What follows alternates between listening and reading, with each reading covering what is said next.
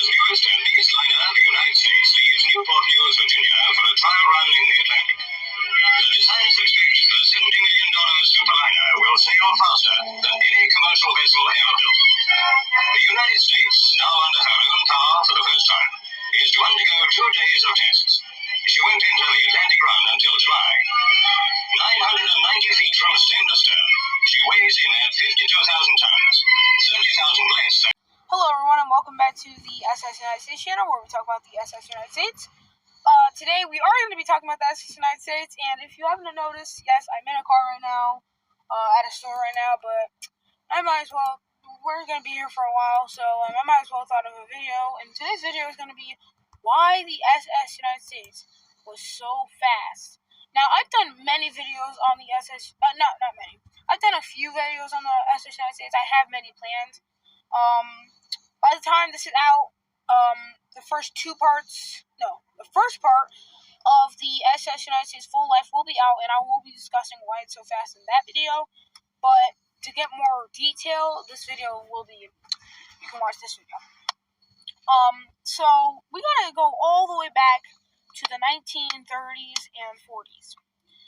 By this time, William Francis Gibbs, the designer of the SS United States, had just gotten the SS America out of World War II and was planning for to make the United States lines their own liner. Now, William Francis Gibbs has always dreamed of making a 1,000-foot liner since he could remember. And the Cunard lines, Queen Mary and Queen Elizabeth, had already been over 1,000 feet long, and America wanted their own liner. The United States lines had already made the successful SS America, Washington, and Manhattan. And now they needed a ship that would be able to challenge the Queen Mary and Queen Elizabeth in size and speed. Now, unfortunately, the SS United States could not be 1,000 feet long because it needed to fit through the Panama Canal just in case of war with the Soviet Union.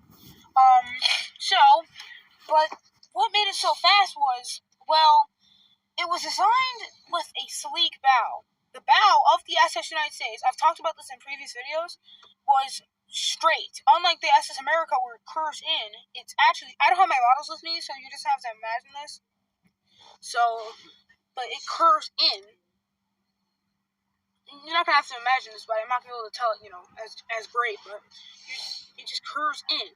But the SS United States goes straight down. Now, this allowed it to go right through waves instead of crashing over them. Another thing is that I've talked about this as well in previous videos, is holes.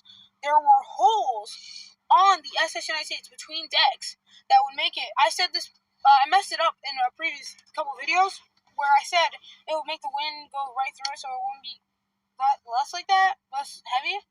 Well, kinda.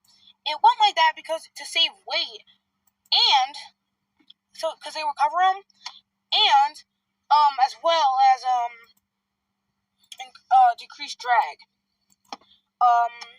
The SS United States, another thing that diverted from every other ship at the time is it was fully made of aluminum. If you don't know, it was fully made of aluminum, and because of this, it was very lightweight. Aluminum at the time was never made for shipbuilding. The SS United States was the first ship ever to be made out of aluminum, and the biggest project including aluminum until the Twin Towers in the 1970s.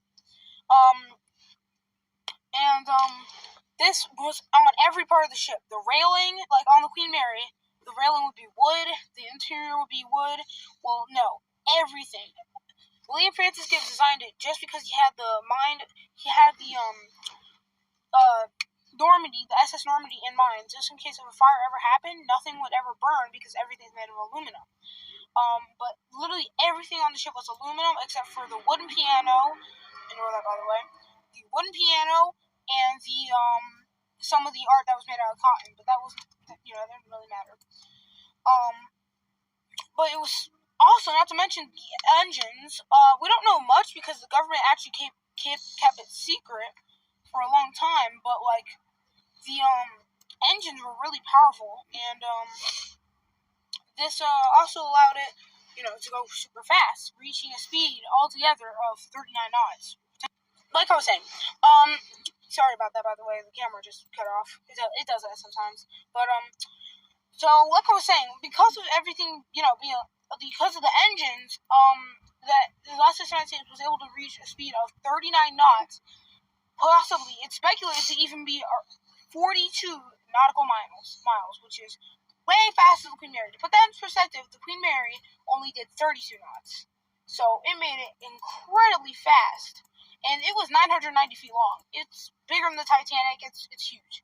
So, I hope that, tells you how fast the United States was. And it was like the Queen Mary. It was powered by, 4 central propellers of four bladed propellers, and just allowed it to go through the water. This also made it, so fast. So hold on. Okay, like I was saying, I just had to do something. But yeah. So what made it also because of this, not to mention it had the best technology at the time, making the engines, faster, and it had, from what I remember, 3 engines. And not to mention aluminum, which just makes everything way lightweight, unlike steel.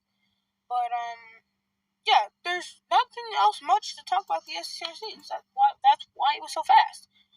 There's probably a couple of secret parts that I'm not saying because I don't know, thanks to them being secret by the government. But hope you guys enjoyed. Subscribe. See you next time. Watch my other videos, please. See you next time. Bye.